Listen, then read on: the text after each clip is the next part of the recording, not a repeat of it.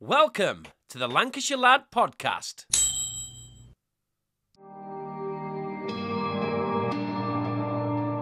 Welcome to the Lancashire Lad podcast, and this week's episode is dedicated to the memory of Ann Waterhouse, who tragically took her own life in 2018. Before I go any further and introduce tonight's guest, I'm just going to read a few stats that I've discovered over the last 48 hours researching things that happen in this country. In England alone, a quarter of 11 to 16 year olds and nearly half of 17 to 19 year olds with mental disorders reported that they have self-harmed or attempted suicide at some point in their lives. In the UK, 7% of all children have attempted suicide by the age of 17. Suicide in men is higher, however, female suicide has doubled in the last 7 years and continues to rise as of the past 12 months. Since 2009 to 2022, Childline referrals in worry of a potential suicide has risen from below 500 a year to 3,500, which is crazy. I'm delighted to be joined by Ann, who is Sian's mum. Ann, thank you for joining me. I know this will probably be very difficult for you, but I think when we spoke about doing this podcast, we shared the same goal, which is if people watch this, especially young people, and maybe get some comfort for it or realise there is help there and things like that, that, you know, if it saved one life, this podcast alone would be worth doing. Definitely, yeah. So, away from the obvious, how are you in general these days? Okay, yeah. Life's hard, but you learn to live with it, and you never get over it. Yeah. I think about her every day, but she'd want me to carry on, so I'll do that for her. Well, that's brilliant, and I guess the wound will never heal, but I guess as time goes on, maybe those sad memories are maybe replaced with more happy ones from her life and stuff, and like I said, it's a real privilege that, you know, we're doing this tonight, and like I said, hopefully it'll make a difference, especially in our local area where we can have an influence. Yeah. So, of course, let's start by talking about who we're here for, Sian. I've obviously never met Sian, but I've been part of fundraisers with yourself. I've seen the impact she had after she passed with the amount of people that went to the prom and the vigil and things like that. It was amazing. Yeah. So for people that don't know Sian, tell us about what type of girl she was. She was very kind, happy girl, very caring, really good as a child, never any bother. Yeah, she'd help anybody. Didn't so much have much confidence. She wouldn't go out at night on her own unless her friends came round and things like that. But apart from that, she was... What was her hobbies? What did she enjoy doing? When she was younger, she did Irish dancing. All right. Yeah, she loved it. But then it stopped. The girl moved away. Then she loved horse riding. My friend had a horse, so she used to go there. Yeah.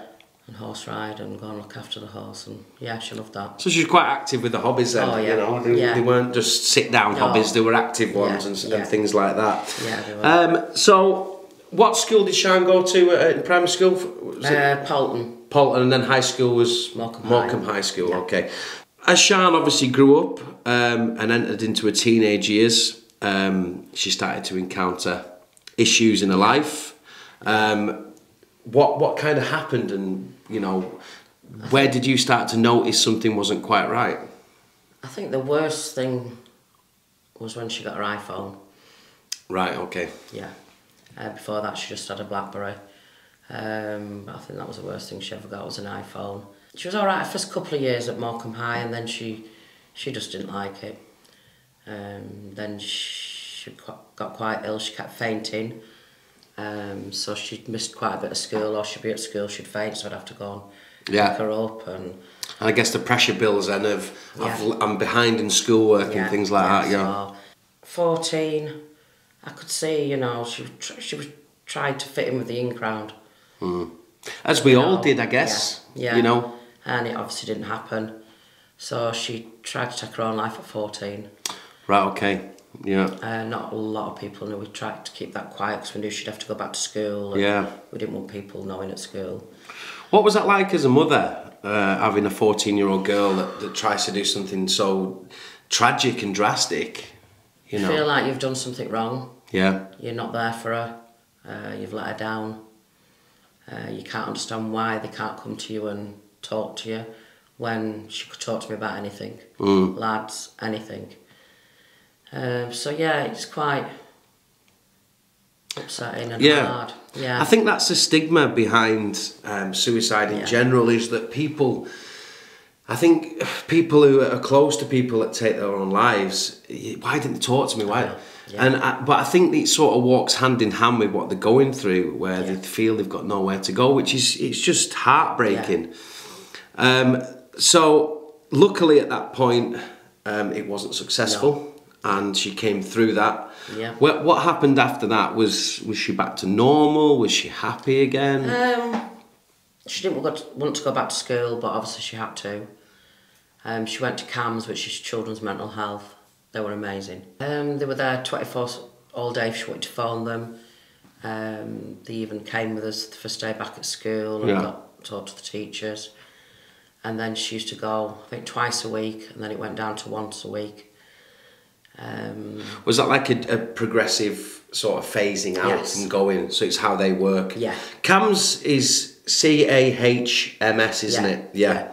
For anyone wanting to know that, it's not CAMS as in CAMMS, it's CAHMS. Yeah. I will try and put a link on the podcast in case anyone wants to obviously look into that.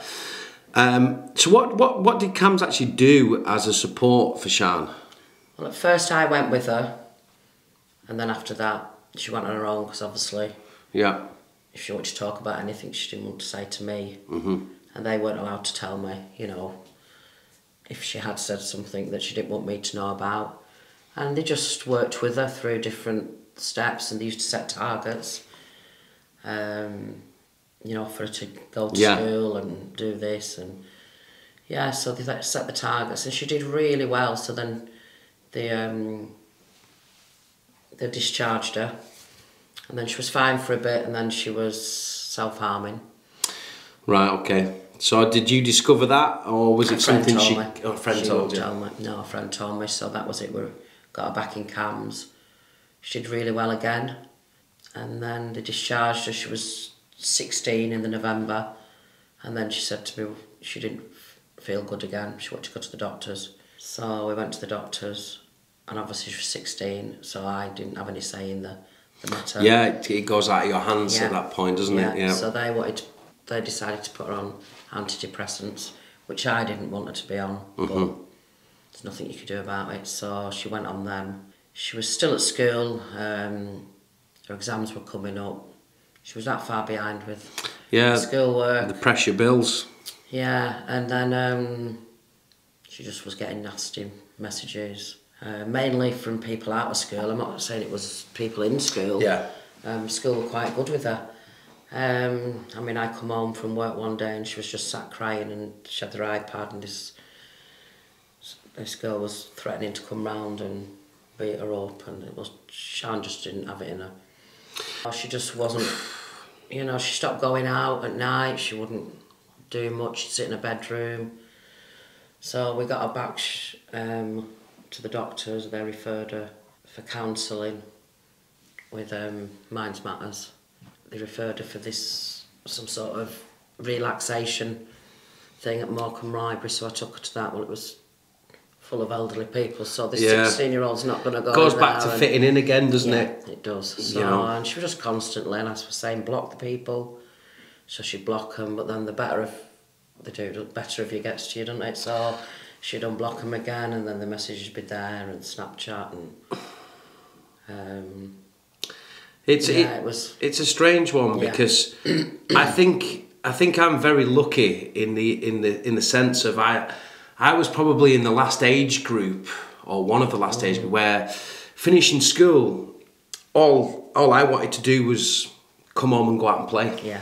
You know, whether it was football, manhunt and things like that. And I think in the early 2000s things changed where, you know, technology came up and iPhones, iPads, and kids, you know, kids these days seem to be more bothered about the Wi-Fi being turned off rather than being grounded. Yeah, definitely. You know, and I think also with what you said about fitting in, you know, at school, I'm sure you were there, I was there, you know, I never really hung round with the top, what we classify, we look back now and we go, what were we doing? Yeah. But at the time, I never got into the top group of people. No, I was in the middle, you know, and I had my friends, and then there was not the bottom, but there was like a select number of people in our year that were more interested in talking about technology and computers. So I know exactly what you mean, but I think even if you were bullied at school back in, you know, mine or your day, when you came home, it was an escape. Yeah. Whereas now, you come home and it's there on your computer. Yeah, you still can get to you, can't you?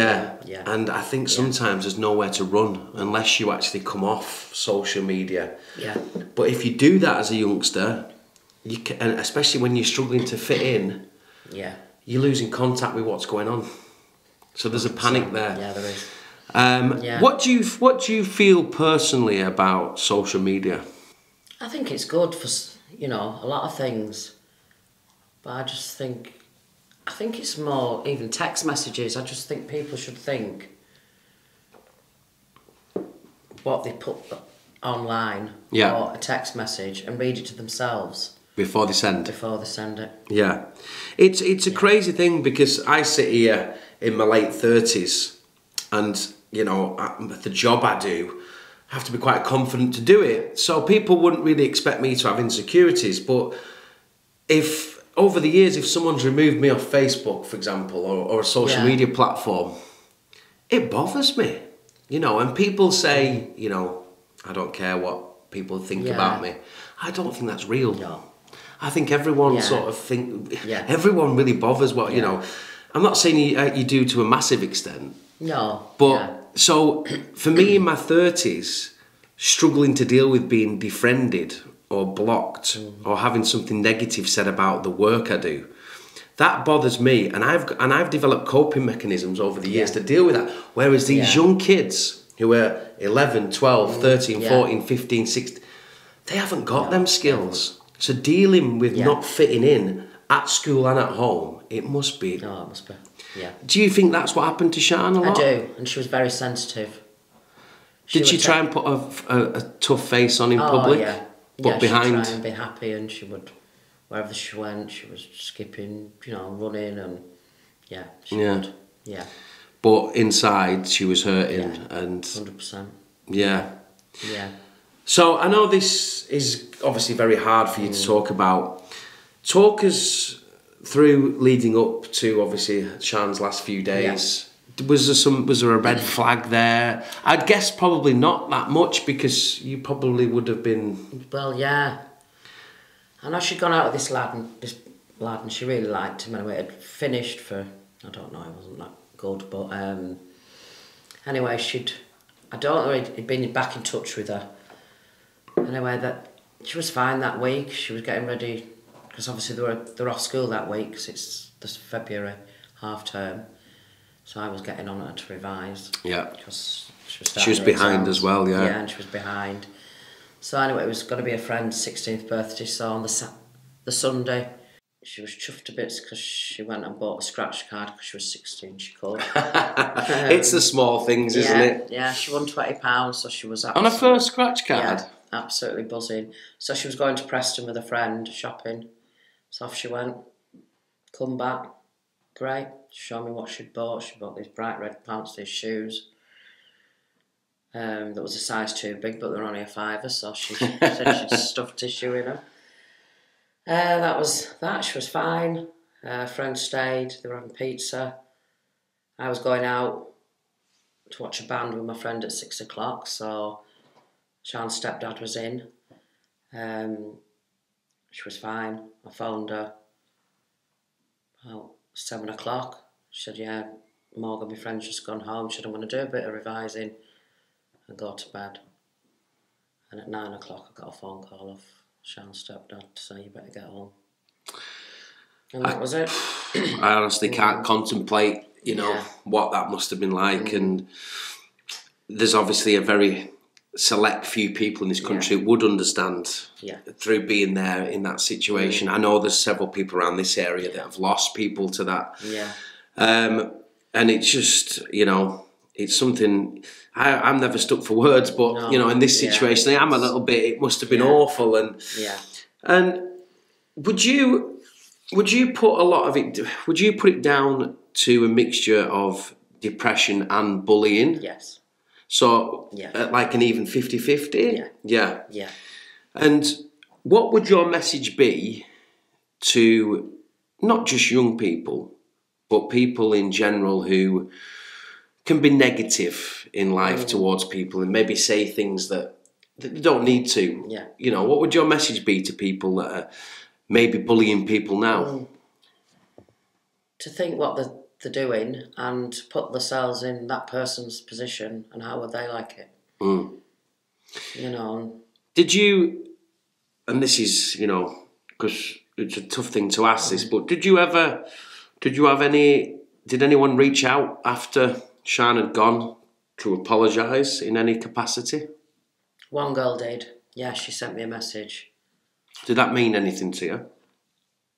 At the time, to be honest, I didn't even know what day it was. So I got that many messages, I just ignored most of them. But then later on, when I read through them, no, to be honest, I was quite angry about it. Yeah. I didn't respond. Right. I just didn't respond. Well, that's obviously your prerogative, and but now I think, at least she did apologise. I do think that now, but at the time, I didn't. Yeah, and it's something whoever was responsible for the bullying, or whether it was 1, 2, 3, 4, it's something that I guess they'll have to carry for the rest of their lives. And I've got no advice on how to handle that. No. It's something that I doubt that anyone would have ever intended what happened to happen, but it just goes to show that it's just so important to be nice. It's 100%. And how easy is it to be nice? Yeah. Even if you don't mean it. No. You can do it, can't you? A smile, a comment, a compliment can change someone's day. Yeah, it can. And outlook and sense of being and I guess it's a really I'll never understand it because I've always tried to be positive myself. And I'm sure you have, and I'm sure, as you've said from Sian, Sian was a happy-go-lucky lass that liked to enjoy herself. Yeah. So, what would your advice be for any young girl or boy in the teenage years that are suffering from feeling low, maybe suffering from bullying? Would you recommend that they get in touch with CAMHS? Yeah, 100%. And how is the best way to do that? That would be through your doctor. You have to go to the doctor. Yeah, I don't think you can just turn up at CAMHS. I mean, they don't think they turn you away if you turned up on a doorstep. But, and just to talk to people. I think what we spoke about before we did this podcast was that you appreciate both what CAMHS did and Minds Matter to a certain degree, but you were very, very angry and very confused how they don't liaise with each other. Yeah. What you found in Sian's experience is there was no correspondence between, and that's something that they should probably look into. Yeah, 100%. I mean, there was an investigation. Now, whether they did look into it, I've not heard anything. But and obviously, because Sian was 16 as well, she had to make the phone call to Minds Matters. It's not I could do it for her. Yeah. So it's hard that as well. But she did give them permission for me to speak to them. But there's that much of a waiting list. There's that many people needing help. It just goes to show what I said before. If you're feeling low or you're feeling down or you're being bullied, speak to people around you. Even if you don't think they can help, if they don't help, what have you lost? Nothing. Yeah. If they can help, you've gained everything. So don't just sit and suffer alone. That's it. Try and reach out as hard as it is. As hard as it is. One thing I found out about Sian, which I thought was lovely, in the midst of tragedy, was that she donated her organs. Yeah. Or as a family, you decided that Yeah. a young, fit, healthy girl, obviously, with Yeah. which was a really, Yeah, it was a hard decision, but What made you do it? because she would just help anyone. So you thought it was what she caring. wanted? Yeah. That's a really nice touch. Mm. And I have actually received, because you're not allowed actually to get in touch with the donors. Yeah. But the donor people can, and I did receive 2 letters for a young boy that received one of Sian's kidneys, and a lady with a young boy that received her other kidney, and How'd that make you feel? It really made me happy that she's saved. Yeah. Someone else. Yeah. I think there's no happy ending, No. but it's nice to know that sort of thing has happened, and she's given a chance to other people. Yeah. And one thing that really happened after Sian passed away was a celebrity shone a light on Sian. Yeah. Jessie Nelson, the former member of Little Mix, who suffered online abuse for a number of years. I don't know how she found out, or the producers found out about Sian's story, but obviously they got in touch, and you were part of a documentary. Yeah. How did that come about? Well, when it was Sian's inquest, they said that the press would be there, so I just presumed Guardian, Visitor. Anyway, it wasn't. It was the big Sun, ones. The big one. So Sian's story hit the Sun, the Mirror, everything. So obviously they've seen it there, so they got in touch with us to see if we would mind getting involved. Yeah. Did you meet Jessie personally to have a chat away from the camera? Yes. Yeah. And how was that?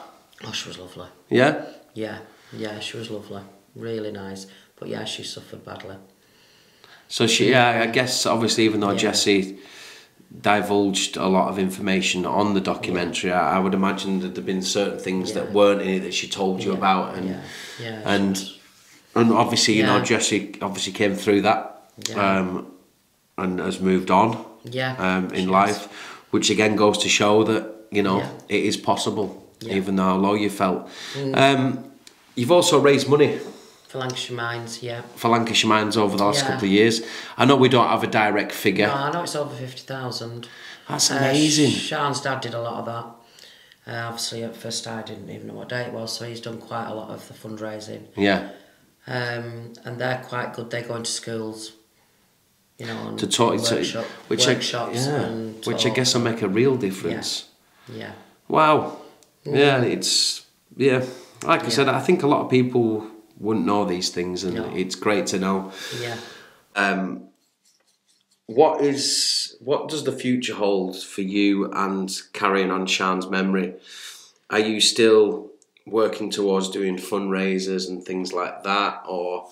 Yeah, I mean, we haven't done much because of COVID pandemic and this, that, and the other. Which has also been responsible for a rise in suicides. Definitely. Yes. Yeah, 100%. Of course, big sympathies to everyone who's lost someone to COVID, but unfortunately, that pandemic has walked hand in hand with suicides going up in this country, which is not a good thing. No.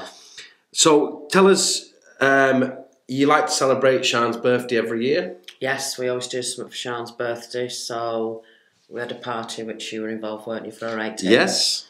She'll be 21 in November, so... I think I'm coming back again, aren't I? Yeah. Yes. I must have done all right. You did, yes. So we'd like to do another party for her for her 21st, because she loved parties. She'd have loved it. And just to finish, for any parent that is worried about their teenage child or their son or daughter that's older than teenage years, and they're right now in the same boat as you were, with knowing something wasn't right, but not knowing how bad. What would your advice be to that parent? Now I would say, not that I don't think whatever I'd have done would have stop Sian doing what she did. I think she would have done anyway, but I would just say talk to them, sit with them, try and get them counselling or groups. Mm-hmm. Do you think counselling really worked? No, I don't think so now. When I look back now, I don't think it would have done this time. Right. You think Sian had a mind made up? Well, I think now. Yeah. That's fair enough. So you'd obviously recommend parents to just never give up. Yeah, never give up. Yeah. And obviously for any young people or people that are going through a bad time, your advice obviously is to try and talk, reach out. Yeah. No matter who it is, whether it's a stranger. Yeah. Well, Anne, listen, I didn't know what to expect tonight. This is my 21st podcast and I've never been nervous about one. Right. But I was so desperate tonight to do a good job for Sian and you and try and come across in a way that, you know, if this podcast, if someone, wherever they're at in the world, manages to watch this, which I don't know what its reach is, but if it just persuades one person to not go through with something, then it's worth the half an hour we've spent to each other. Definitely. So thank you for coming down, Anne, and obviously opening up and talking about something that must be so bloody difficult. It's meant a lot to me, and hopefully the message we send will help. Will help people. Remember what we said. There's CAMs that you can get in contact with. There's Minds Matter, and of course the greatest gift we all have is family. You know, if it's your brother, your sister, your uncle, your aunt, there's someone that we always have a connection with more than go and speak to them. You know, it's what's going on with the suicide rates is very alarming and very tragic, and we all should be doing more to prevent this thing. So, Anne, thank you for joining me. This has been episode 21 of the Lancashire Lad podcast. It's been an absolute privilege to talk about something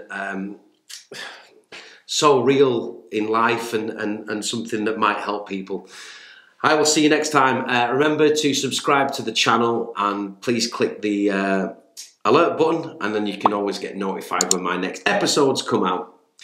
Thank you. Thank you.